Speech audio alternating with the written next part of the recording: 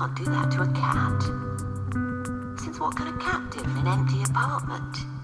Climb the walls, rub up against the furniture. Nothing seems different here, but nothing is the same.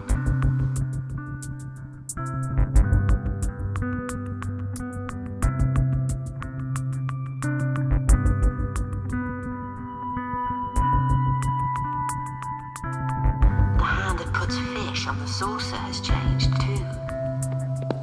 Something doesn't start at its usual time. Something doesn't happen as it should. Someone was always here.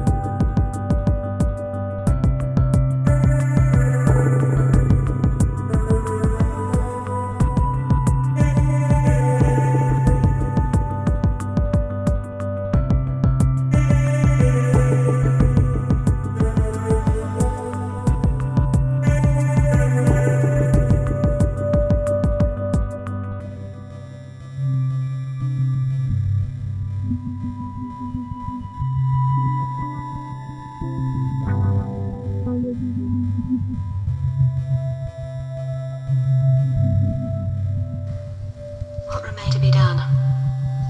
Just sleep. Wait. Just wait till he turns up. Just let him show his face. Will he ever get a lesson on what not to do to a cat?